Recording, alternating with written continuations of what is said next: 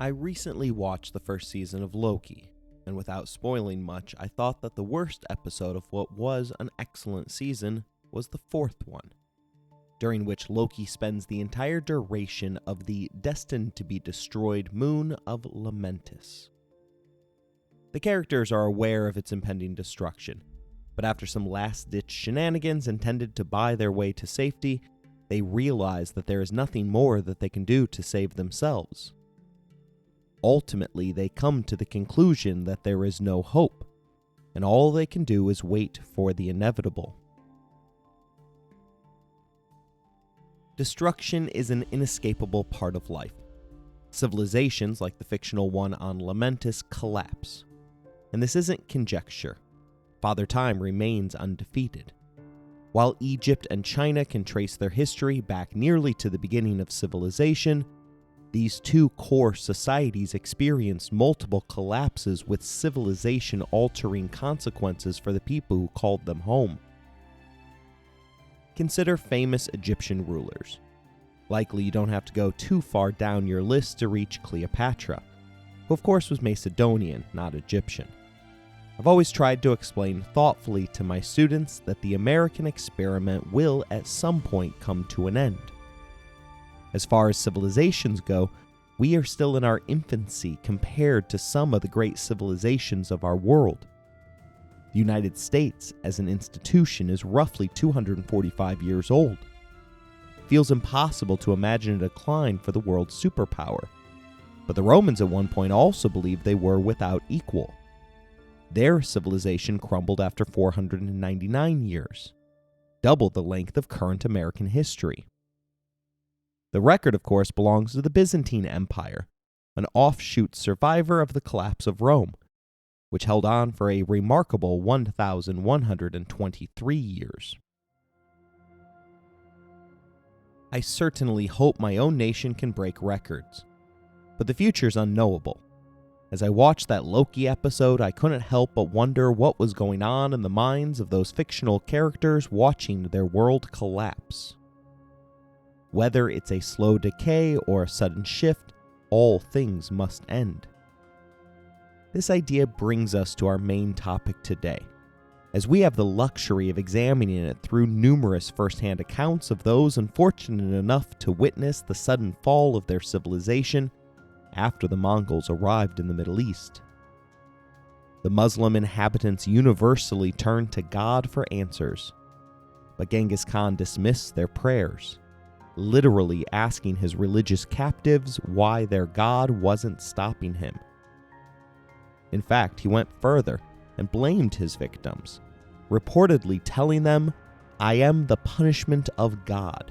If you hadn't committed great sins, God would not have sent a punishment like me upon you."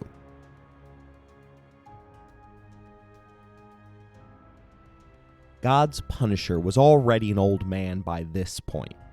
While the Mongols were setting up an efficient bureaucracy that utilized scribes from the conquered peoples of the Uyghurs, Chinese, and Koreans, they hadn't quite figured out Social Security yet. Still, at the age of 58, one might imagine that the Khan of Khans could comfortably retire during his twilight years. After all, as he proclaimed in his words and actions, he hated luxury and instead exercised moderation. One notable exception to Temujin's life of moderation was in the revenge game. If I could go back and give advice to the great Khan, it would probably be to follow the wisdom of British poet George Herbert, who stated that living well is the best revenge.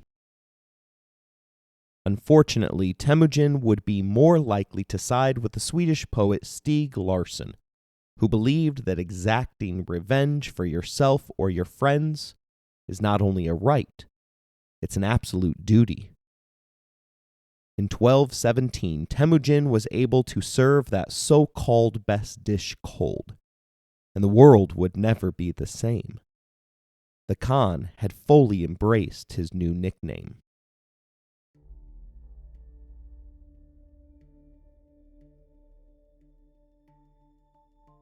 You're listening to Empires, Anarchy, and Other Notable Moments, a podcast designed for deep dives that assist in the teaching of history. This series focuses upon Mongolia's most notorious conqueror, Genghis Khan. Episode number 4, The Scourge of God.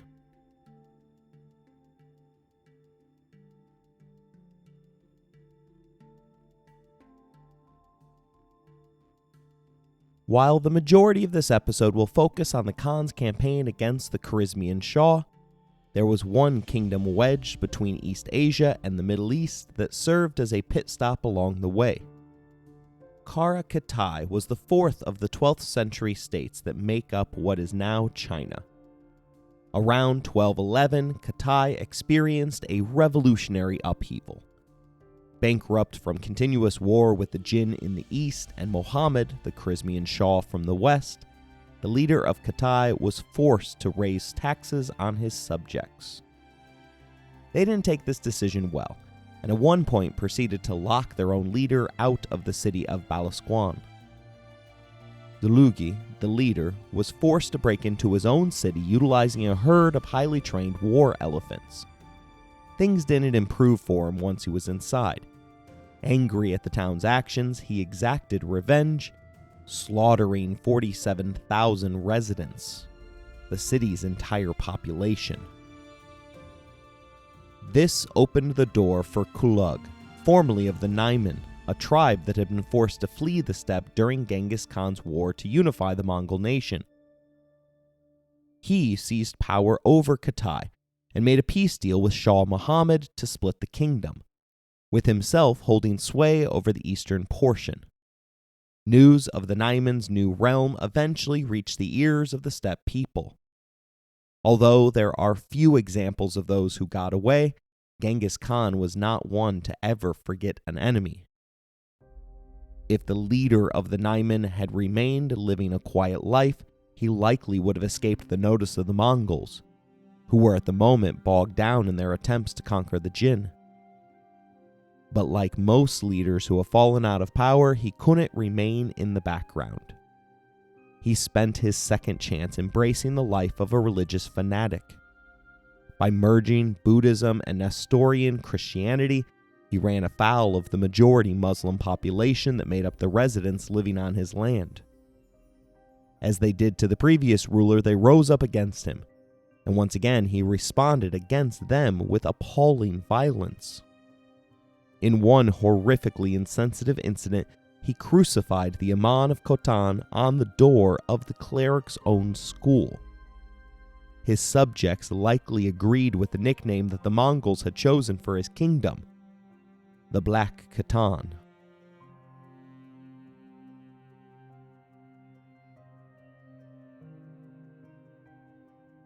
As mentioned in our previous episode, the Mongols didn't launch attacks indiscriminately. They followed a meticulous process to justify the war to their people and their gods. The official reason for this invasion was an attack by the Black Khitan against one of the Khan's vassals. The man's son and wife then appealed to Temujin to honor the ancient steppe code of vengeance. To this, there could be no answer but yes. The task fell initially to Jebe the Arrow, whose 30,000 assigned men easily won a handful of battles against the Khitan and swiftly took the capital city. They then turned south towards the northeastern portion of what is today Afghanistan and southern Tajikistan, in an effort to capture the Black Khitan's leader. The honor, however, belonged to local hunters who captured him and handed him over for execution. At this moment in history, Genghis Khan, who was heavily outnumbered in each instance, was successfully fighting on 3 major fronts, with Macaulay in China, Jebe in Khitai, and Jochi and Subadai attacking what remained of the Merkit. It was this third offensive that resulted in the first contact between the Shah and the Khan. Muhammad had sent soldiers north to remove the retreating Merkit from his territory. The Mongols, however, arrived first and annihilated their enemy. Jochi, the Khan's firstborn, opened negotiations upon the Shah's arrival, asking for peaceful passage home, while explaining that his father Genghis had explicitly ordered him not to fight anyone besides the Merkit. The Shah ignored Jochi's pleas for peace, and for a day the two forces fought to a standstill, which wasn't a good sign for the Shah as the Mongols were outnumbered 3-1. At night, the warriors of the steppes set their fires and then slipped away into the darkness. When Genghis heard the reports of the encounter, he shook it off and decided to exchange diplomatic envoys with the Shah rather than become bogged down in another war. With the war against the Jin already in full swing, the Mongols were in a mood to wrap up wars rather than start new ones. Diplomatic efforts commenced, with the Mongols hosting an ambassador named Baha. The encounter, however, was rife with misunderstandings. First, the Muslims brought gifts of silk and cotton. Genghis reportedly asked his confidants, "Does this man imagine that we've never seen stuff like this?" The Mongols sought trade access to the Middle East's finest goods, namely glass and steel.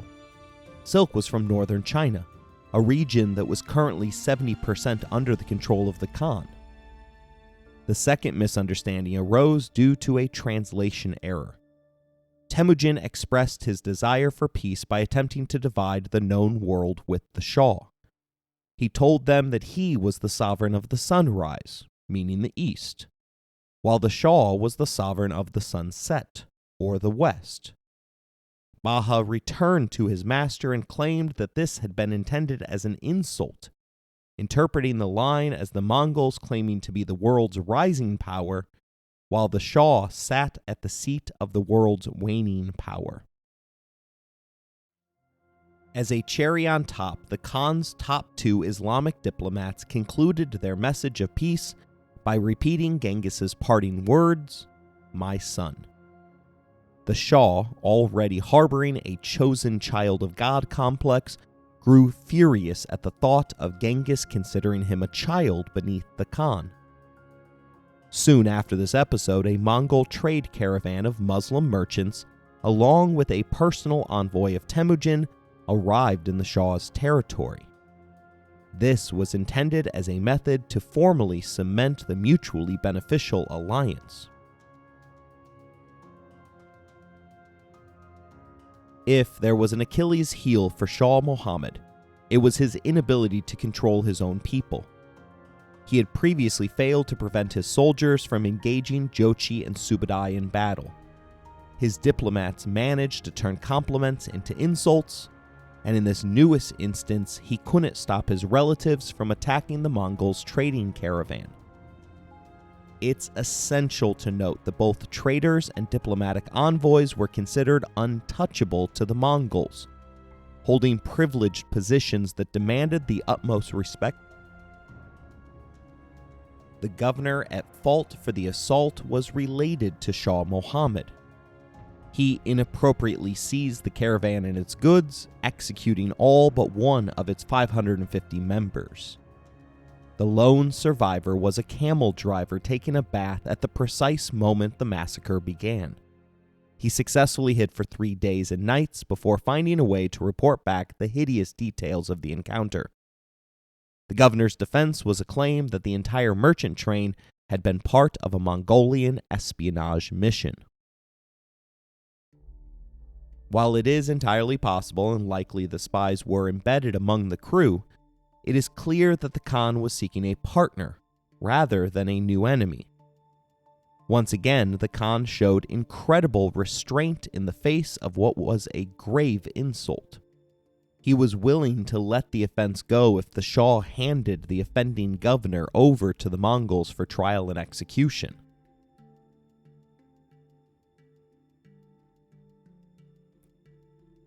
The collapse of civilizations typically results from a cascade effect based on a series of poor decisions over long periods of time. Every once in a while, however, you can identify one precise moment that could have prevented the existential crisis. This was one of those instances. Muhammad could have acted to save his people. Instead, he acted impulsively and beheaded the lead diplomat sent to arrest the governor. We know this because the Shah's next action was to shave the heads of the 2 remaining diplomats, before then singeing off their beards and sending them home. The surviving diplomats returned to the Khan and patiently awaited for Genghis to descend from the mountain, where he had chosen to pray to the eternal blue sky for advice on the matter. In the interim, the Khwarazmian Shah finally thought to ask about the capabilities of the foreigners that he had chosen to insult. I would have loved to have been a fly on the wall the moment he was informed of the formidable military might of the Mongols. In a way too late attempt, he sent a message claiming that he had never authorized the massacre of the caravan. Temujin's response read, "You kill my men and my merchants, and you take from them my property? Prepare for war, for I am coming against you with a host you cannot withstand."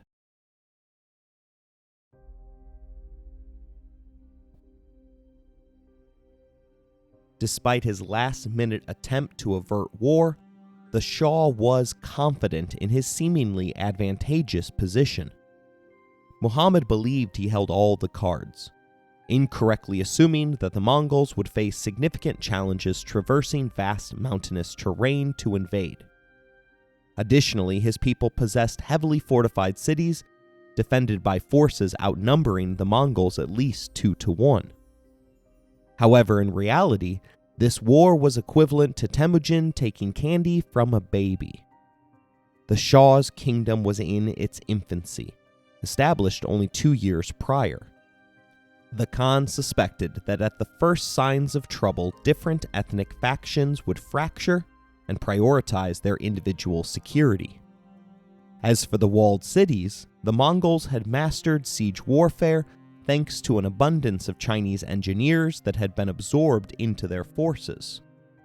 Positive stories from the Khan's short rule over the Khitai, highlighting religious tolerance, also crossed the border. This made it impossible for the Shah to rally his people around their religion, as the Mongols were not perceived as a direct threat to Islam, a crucial factor in driving off outside invaders in prior Middle Eastern civilizations.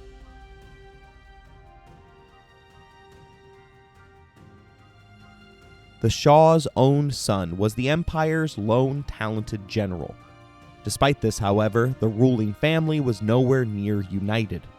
Muhammad's mother issued competing orders in territories loyal to her rule, and her intense dislike for her militarily talented grandson confined him to the distant portion of governor of Afghanistan rather than the commander of the Shah's armed forces. None of the Shah's other generals were up to the challenge that the Mongols represented.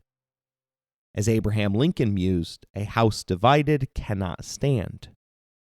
Genghis's spy network easily infiltrated the fractured court, even planting a rumor that the Queen Mother intended to betray her son and seize the throne for herself, further widening the political cracks in the kingdom. Through this espionage, the Mongols quickly realized that their opponent's defensive strategy was full of contradictions. On one hand, the Shah's forces aimed to strike the Mongols when they emerged from crossing the mountains, their weakest point, and take advantage of favorable terrain to lie in wait. But the second part of their strategy was to maintain garrisons in their cities and let the walls do the work for them. These were both individually excellent ideas, but they don't work in concert with each other. In order to take advantage of the terrain, the Muslims would have to leave the cities to meet them at the mouth of the mountains. Faced with the contradiction, they hesitated in their cities, feeling safe upon gazing at the heights of the walls that ringed their cities. After all, walls had always defeated steppe horsemen. It's common practice to defend the necessity of the study of history by pointing out that the best predictor of the future is a study of the past. But keep in mind that Genghis Khan was always the exception. The Muslims believed that the Mongols would emerge from the most obvious path, so they placed sentries, and planned to only leave the safety of their cities once they knew the enemy was on the way. Showcasing the Mongols' ability for meticulous planning, it was precisely 2 years after the massacre of the caravan at Otrar when the Mongols finally struck.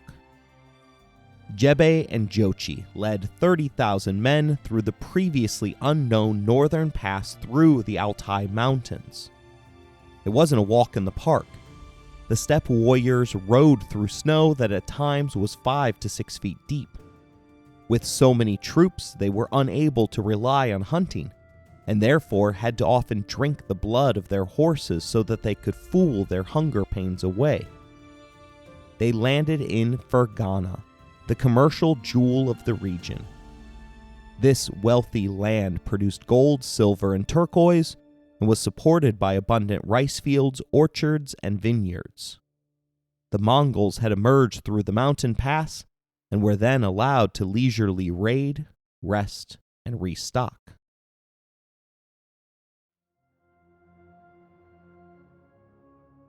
The Shah's generals encouraged him to retreat in order to gain enough time to reset his strategy. The Mongols had arrived in a location they had not expected, throwing all their plans into disarray. The bulk of their advice was to retreat to Afghanistan, creating an impenetrable wall of soldiers between their kingdom and the invaders. Muhammad had other ideas, however. He claimed that God had personally spoken to him, ultimately advising him to attack Fergana. Like most leaders who claim a mandate from God, I suspect that he made up this conversation. Anyone, particularly Allah, should have seen that the ensuing fight should never have occurred. Muhammad, however, wasn't the only one ignoring the orders of the experts. Jebe, the general in charge at this point, sought to strategically retreat from Fergana. He would lead the Shah's forces further north and away from his cities. This was the intended role of this initial force. They were merely a diversion from the main forces that were still coming. Jochi, the firstborn son of Temujin, overruled Jebe, however, and ordered the Mongols to engage the Shah's forces.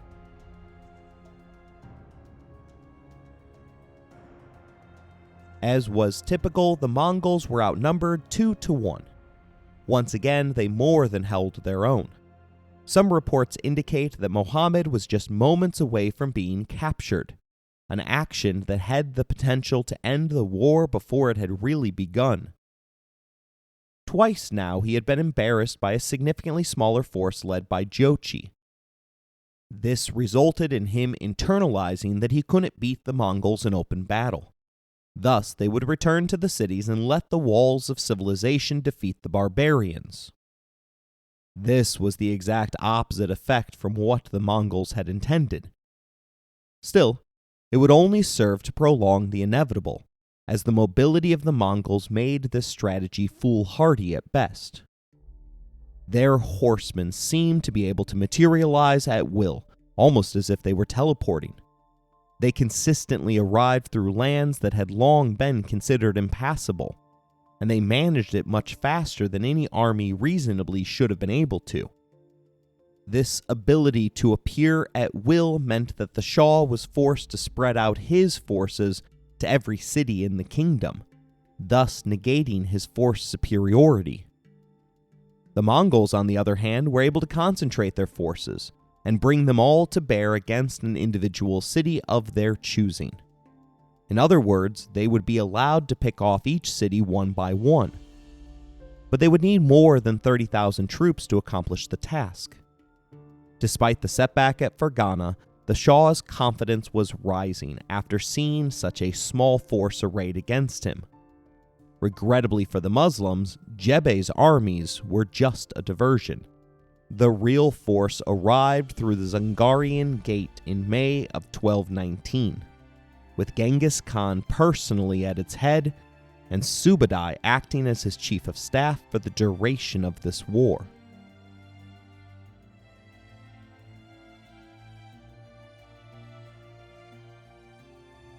we possess significantly more information regarding this war than the conflict against the Jin Chinese.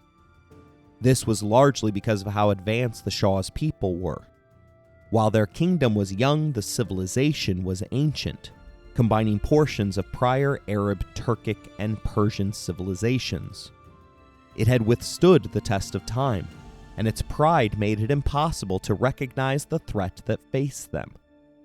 During this period of history, the Middle East was the center of the world's academia, boasting the world's highest literacy rates, foremost mathematicians, and the world's greatest linguists. Historian Jack Weatherford points out that because they ranked so high above the rest of the world, they had the farthest to fall.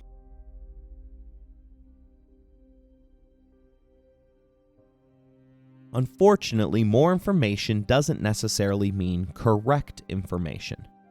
Estimates of the Khan's forces in the historical record range between 800,000 to a measly 80,000. British historian Frank McLynn puts the true number of their forces at 120,000, which included Jebe's 30,000-strong diversionary force. They attempted to multiply those numbers by calling in reinforcements from the Tangrut in western China. Seizing this moment of distraction as their opportunity to break free of the Khan, the Tangrut refused to send troops. They would later pay the ultimate price for this disloyalty, not wanting to forget the slight, but unable to do anything about it at the moment. The Khan ordered an aide to remind him each and every day at both noon and dusk that the Tangrut had betrayed him.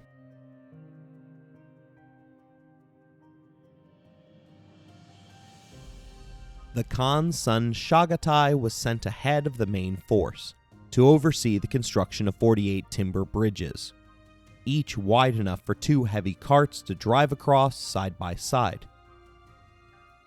The Mongols were clearly prepared for the terrain ahead. The Shah's efforts at slowing them down proved futile, as they continued to hide behind their walls.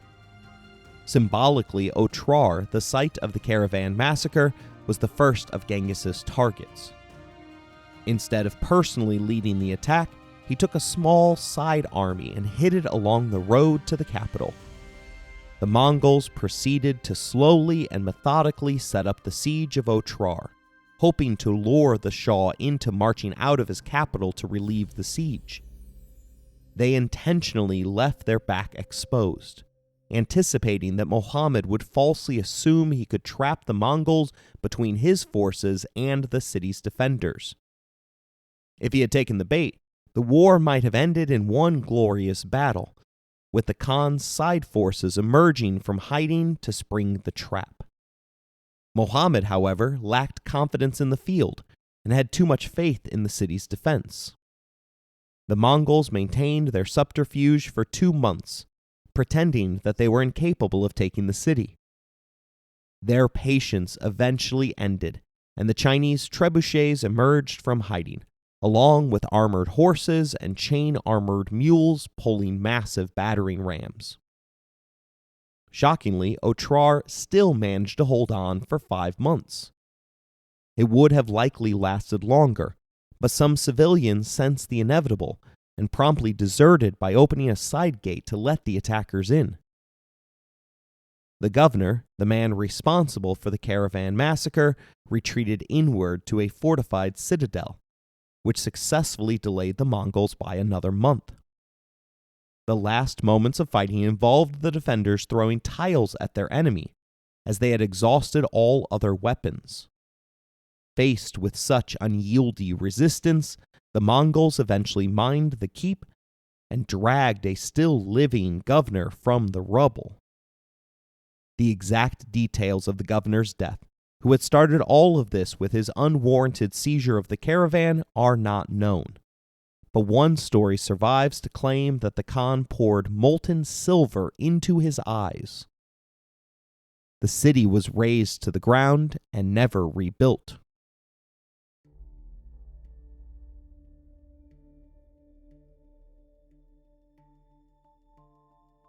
Instead of immediately heading to the capital, the generals split up at this point to utilize their mobility to destroy town after town. Jebe struck south of the river Zerfashan, and Jochi endeavored north. The city of Sinak was the first to fall. Its residents had repeated the Shah's mistake of murdering Jochi's envoy. The Khan's son responded with a 7-day assault, followed by the butchering of the city's entire population. As Plutarch pointed out, dead men don't bite. The next town, Gend, got the message and promptly surrendered without a fight. They even peacefully evacuated the city so the Mongols could spend 3 days looting it in peace. The conquest continued methodically in this manner through 7 more towns and cities. Meanwhile, Genghis took a portion of the army, estimated at 40,000 strong, and disappeared into the Kizilkum Desert. He used this forbidding geographical feature to disguise his plan to strike out at the fortress city of Zanuk and the holy city of Nur. The Khan's leniency towards the deeply religious citizens of Nur showed that he was intelligent enough to avoid falling into the trap of unintentionally triggering a jihad. When one considers the success that his generals were having, it may appear odd to have risked his men by entering the unforgiving desert. Basil Liddell Hart, the famous military historian and noted admirer of the Khan, explained it in this way. In strategy, the longest way round is often the shortest way there. A direct approach to the object exhausts the attacker and hardens the resistance by compression, whereas an indirect approach loosens the defender's hold by upsetting his balance. The profoundest truth of war is that the issue of battle is decided in the minds of the opposing commanders, not in the bodies of their men. The city of Bukhara was the next target lined up. Shah Muhammad had left a strong garrison in the city, and losing it would mean that his position would become hopelessly encircled by his enemies. Bukhara, the sister city to the capital, was one of the largest in the world, and known for its love of scholarship. It had a great wall that enclosed the entire city. Within those walls, it had its own walled citadel, and then an inner town with its own wall and 7 gates. Most impressively, the city had a fantastic irrigation system that brought water from the main canal to all parts of the city. Historian Frank McLynn writes that, theoretically, Bukhara should have been impenetrable. But the Khan had already implanted spies within the city, and he sought to widen a pre-existing open wound that would serve to crack open the city. A few years earlier, artisans had nearly overthrown the elites that ruled within the metropolis. Knowing that the rich elites remained incredibly unpopular, the Khan's plan was to encourage the slum dwellers to commit an uprising, along with the remaining disgruntled artisans. The siege of the outer walls lasted a mere 12 days. Prisoners from other cities were placed in front of the Khan's forces to serve as arrow catchers. Knowing that defeat was at hand and facing trouble from the increasing unrest that was spreading among the poor, the commander attempted a daring nighttime raid, but his 20,000 men were annihilated in the process. 400 elites remained in the inner citadel for the next 11 days, but the Mongols were able to fill the outer moat and destroyed the walls with catapults. The elite's dogged resistance made it clear in the mind of the Khan that an example had to be made. He brought forth and tortured the rich citizens of Bukhara to discover where they hid their money. He then forced people of all ranks to leave the city with only the clothes on their back. The one exception were the young. The young women were horrifically subjected to mass rape by the soldiers, while the young men were conscripted to serve as human shields for the next conquest. The assault came to an end only after fire engulfed the city. So great was the destruction that the Islamic historian Ibn Battuta came upon Bukhara nearly 100 years after the destruction, and remarked that it appeared as if it had only happened a year earlier. The Shah had anticipated the Mongols to attack from the east, expecting them to come as though from China. The planned defense of his capital, Samarkand, hinged on reinforcements arriving from the now destroyed city of Bukhara. However, Genghis Khan once again defied expectations. Samarkand, the capital, was described as a beautiful city with traversable canals, major bazaars, and parks containing man-made lakes. The city walls were believed to be impenetrable. In the year leading up to the Mongol invasion, much of the Shah's kingdom, including the capital, had been on the verge of rebellion. Now facing an enormous Mongol force led by Genghis Khan and his sons Ogadai and Chagatai, the city of Samarkand found itself in a dire situation.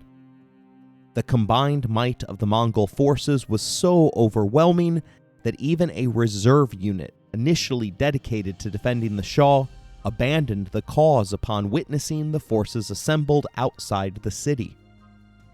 The siege of Samarkand loomed, and the city's fate hung in the balance.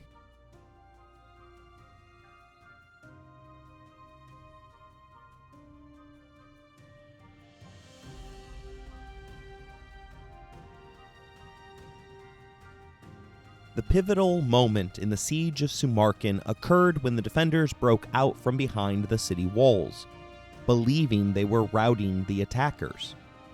In reality, they were fighting against the human shields and others who had been compelled to join the Mongols under the penalty of death. As the defenders charged out of the massive city gates, the Shah's 24 war elephants joined the fray. However, a carefully concealed Mongol ambush, cleverly set and expertly sprung, led to the slaughter of the elephants and the 20,000 defenders. Despite the Khan's promise to spare those who surrendered, mass slaughter ensued. Genghis Khan, perceiving the Shah's people as lacking honor, felt no obligation to uphold his own word. Artisans and craftsmen were dragged away into slavery, sent to ply their trade in Inner Mongolia. Young males were drafted to replace the lost human shields, and women were subjected to sexual assault. Out of the 100,000 inhabitants of the capital, only 25,000 survived its fall. While the city itself was spared, Genghis Khan assigned a Khitan bureaucrat and Chinese civil servants to rebuild it. Subsequently, the city became the capital for another great conqueror in history, Tamerlane.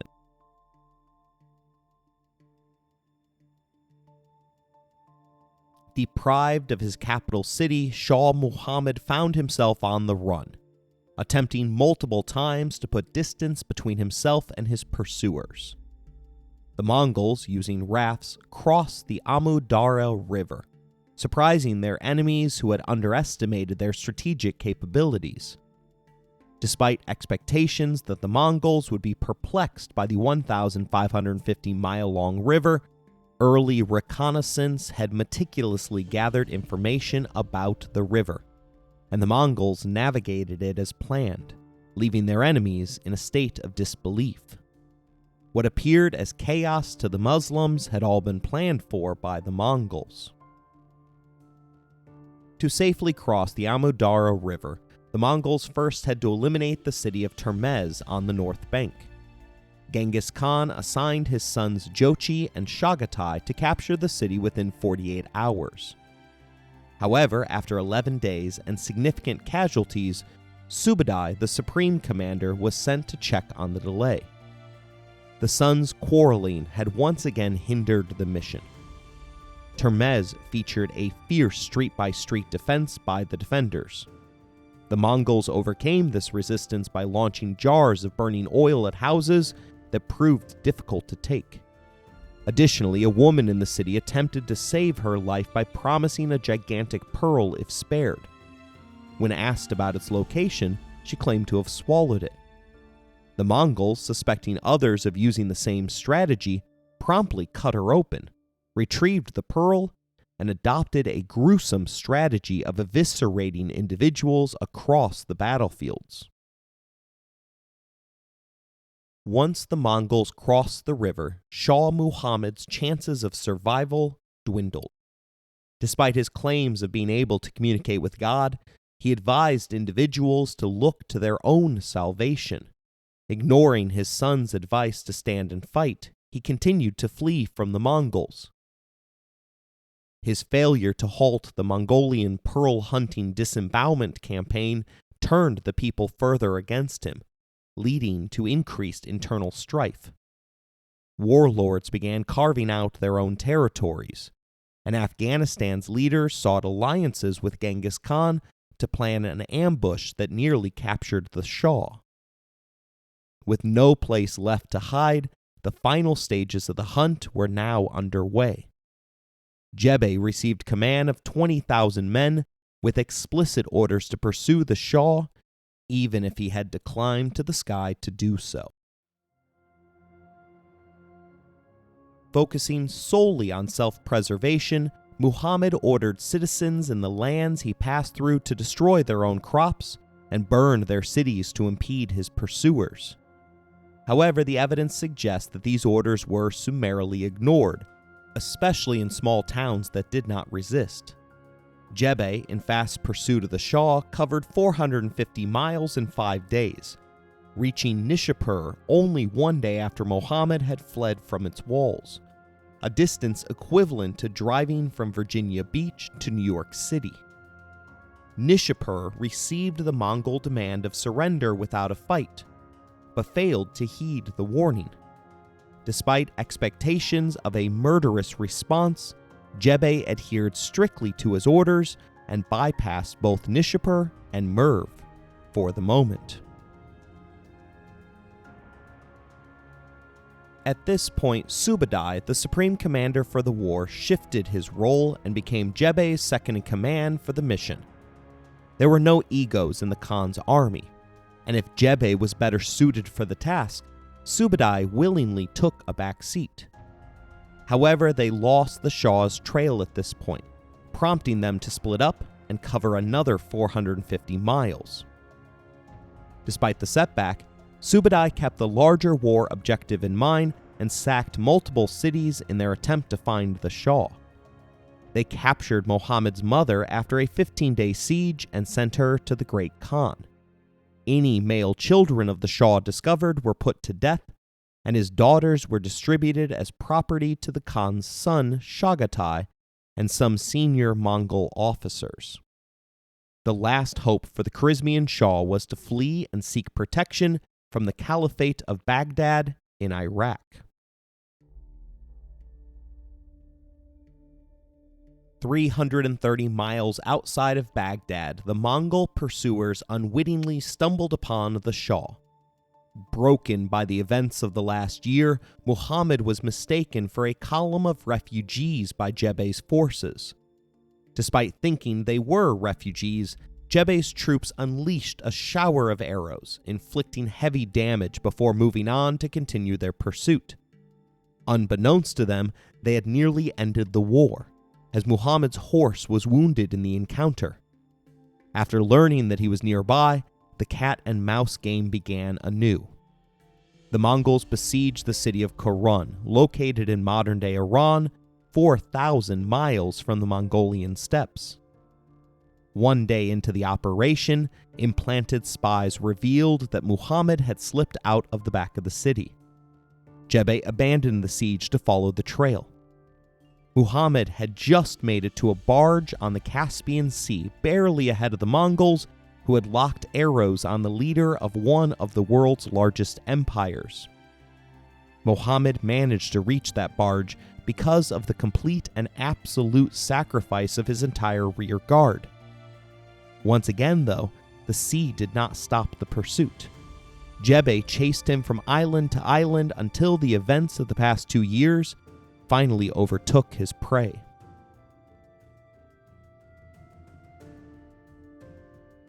The Khwarazmian Shah, overcome with illness, died on January 10, 1221. He was buried and entered into his eternal rest peacefully, at least for a few days. When the Mongols were informed of the gravesite, they dug up the body, verified that it was the Shah, and then burned it. However, the death of one leader is not the end of this story of vengeance. As Confucius wisely stated, one who seeks revenge ought to start by digging two graves. In fact, in history, there are a number of notable examples where the fighting continued after the war was officially over. Andrew Jackson became a national hero after winning the Battle of New Orleans, 2 weeks after the British had surrendered. 2,000 citizens and 3 generals lost their lives because of Old Hickory's continuation of the war, as it seemed that the hero of New Orleans had traveled faster than the news. American General Sterling Price heard the news about the Treaty of Hidalgo, which subsequently ended the Mexican-American War. He just didn't believe it. The result was the sacking of the city of Chihuahua a month after peace had been agreed upon. In my opinion, however, the greatest story regarding fighting after the war was over belongs to a handful of Japanese soldiers from World War II. Of particular note is the story about Hiro Nodo, who was stationed in Indonesia on orders from the emperor. Although the war ended in 1945, Mr. Nodo remained fighting his own personal guerrilla war until 1974. Although he had heard rumors about the armistice, he had believed it to be Allied propaganda. He finally gave up his arms, 27 years after the end of war, and only after his commanding officer was brought out of retirement and flown to him so that he could order him to personally stand down. He still had 500 rounds of ammunition and several hand grenades. Jebe and Subadai, entrusted with the relentless pursuit of the fleeing Shah Muhammad, were the tip of the Mongol spear during this critical period. While they tirelessly tracked the elusive Shah, the great Khan, Temujin, displayed his strategic prowess by orchestrating a devastating campaign that cast a dark shadow over the year 1221. Initially conceived as a punitive expedition against the Shah, the mission underwent a profound transformation, evolving into a sweeping initiative of colonial expansion. Despite not personally engaging in the pursuit, Temujin remained actively involved in the broader military strategy. The Mongol conquest, driven by a thirst for vengeance, evolved into a more expansive ambition, setting the stage for the Mongol Empire's imperialistic endeavors. The events of 1221 reflected not only the personal vendetta against the Shah, but also the Mongols' larger vision of territorial conquest and dominance. This strategic shift signaled a departure from the initial mission's narrow focus on retribution and retaliation, instead revealing the Mongols' intent to establish a far-reaching empire, with Temujin at the helm orchestrating campaigns of destruction and expansion. As Jebe and Subadai relentlessly pursued the fleeing Shah, the broader Mongol forces, guided by Temujin's vision, left an indelible mark on history during this tumultuous period.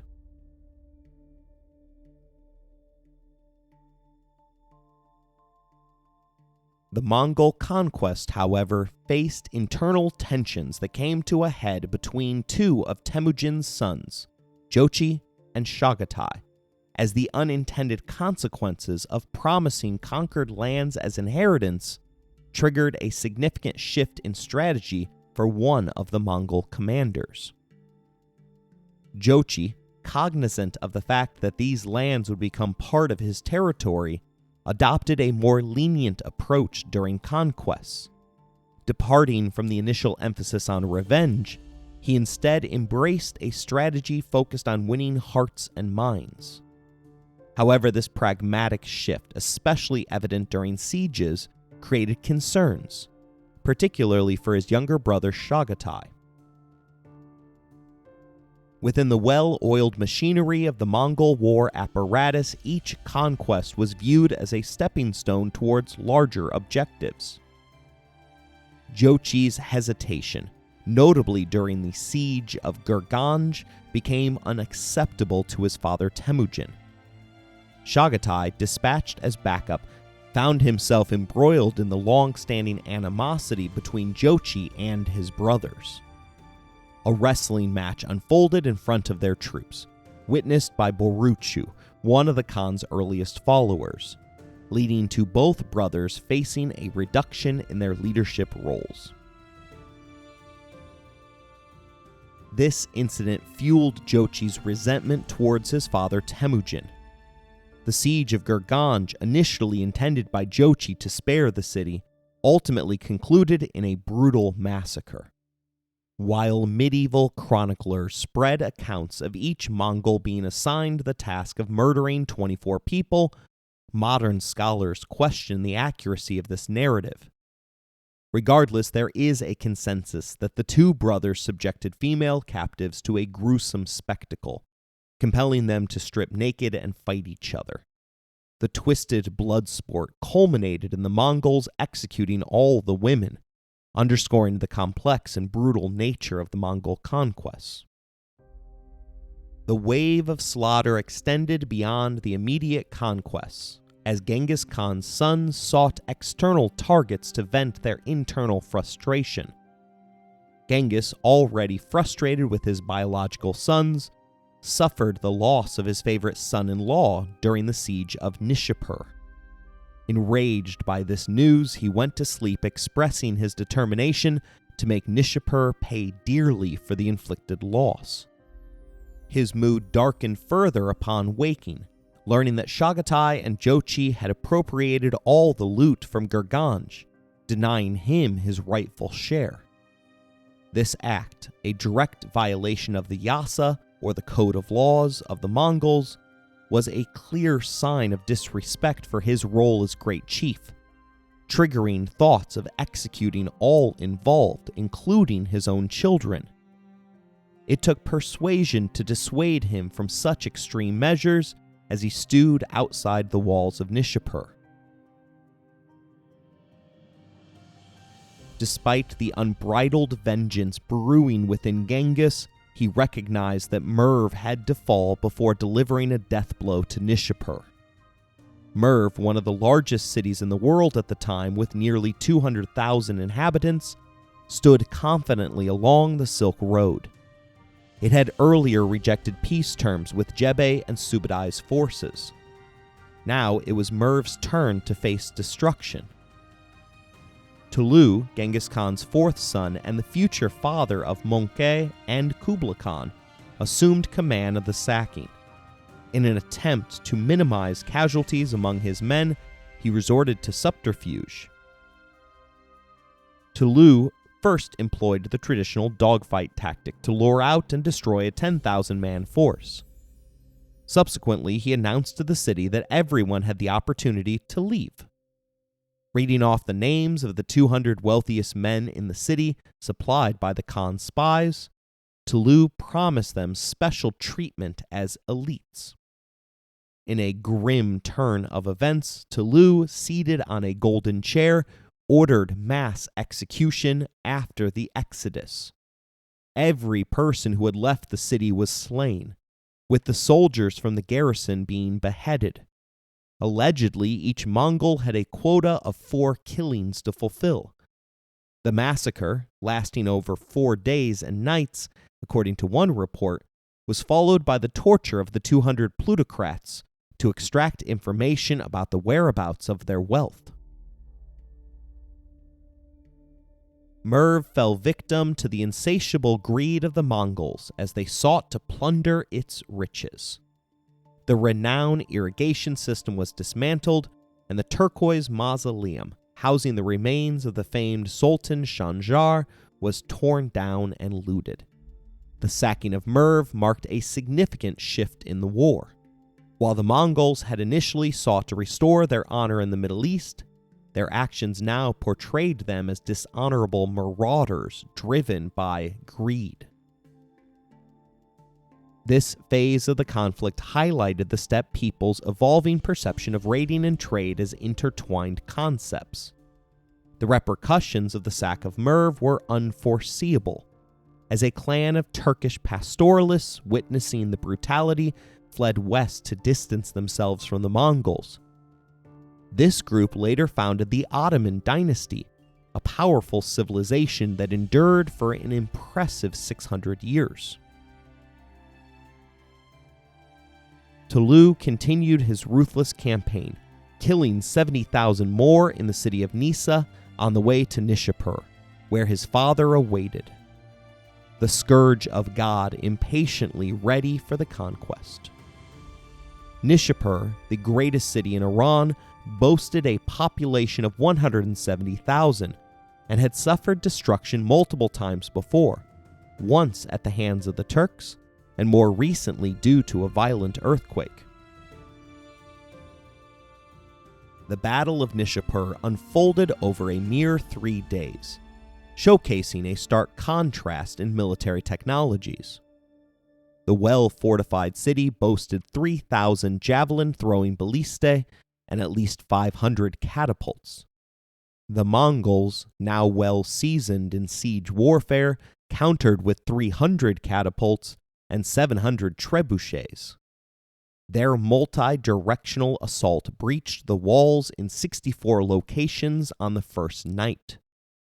Death squads led by the Khan's daughter infiltrated the city, ensuring no survivors by verifying each killing through beheading.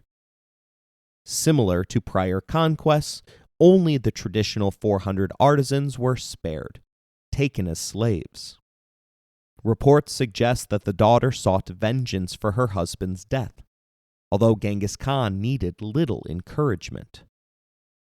Muslim chroniclers detailed the gruesome display of human skulls piled by the Mongols and even recorded the slaughter of every cat and dog in the city.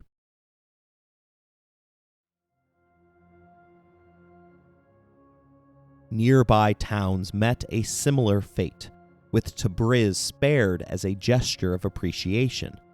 The city's leaders had sent the Mongols a special ointment to alleviate insect bites that had bothered the steppe warriors. Herat, a significant Afghan city, witnessed the death of all 12,000 of its soldiers, marking the beginning of the Khan's campaign in Afghanistan, a region often referred to as the Graveyard of Empires, given its historical resistance to conquest by figures such as Alexander the Great, Tamerlane, the British Empire, the Soviet Union, and the United States. The U.S. has just begun its long-awaited pullout from Afghanistan. 2 nights ago, it was revealed that we left Bagram Air Base, one of our most impressive strongholds, in the middle of the night. Within 24 hours, the Taliban, the group that granted safe harbor to Osama bin Laden, had already overrun the base. Although we are going to be able to avoid the massacre that the British Empire suffered upon its troop withdrawal, history is likely to remember Afghanistan as an overall defeat for the United States' hopes for the region. Genghis Khan, however, is the exception of all of these historical rules. In the Afghan campaign, Genghis Khan targeted Taloqan, a city with massive walls that resisted for 6 months. The Mongols ingeniously employed local slave labor to construct an earthen rampart, matching the height of the defenders' walls. Riding their horses up the ramp, the Mongols breached the walls and seized the city. Tragedy struck in Bamiyan when the Khan's grandson was killed. Genghis, in response, issued a ruthless decree. Not a single living creature should be spared. His men interpreted this command literally, extending the massacre even to reptiles and unborn fetuses. Bamiyan earned a sinister reputation as the accursed town, remaining uninhabited for years. The world's response to these brutal conquests varied. Despite the atrocities, there was a lack of strong arguments for jihad among Muslims, preventing a unified Middle Eastern resistance and sparing Shah Muhammad. Surprisingly, some Sufis, focusing on the mystical aspects of Islam, supported the Khan's conquest, viewing it as a divine punishment for the Khwarazmians' attachment to wealth. Christians, with a history of crusades in the Middle East, celebrated the news, even though their intelligence about a figure named Prester John was unclear. Assuming him to be a Christian at war with Muslims, the Europeans embraced the Mongol victories without fully understanding their nature. As the Mongols satisfied their thirst for vengeance, Genghis Khan found himself at the helm of an empire that spanned from the Pacific to the Caspian Sea, covering regions from Korea to the Caucasus and from Siberia to the Yellow River. The once mighty civilization of the Khwarazmian Shah was extinguished from the world, never to recover. Their swift and unpredictable demise came at the hands of a barbarian who had initially sought to be their trade partner.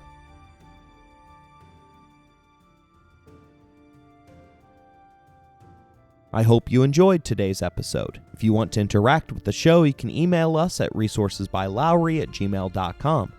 If you'd like to financially support the show, please look in the show description for more information. As always, thank you for listening, rating the show, and spreading the word.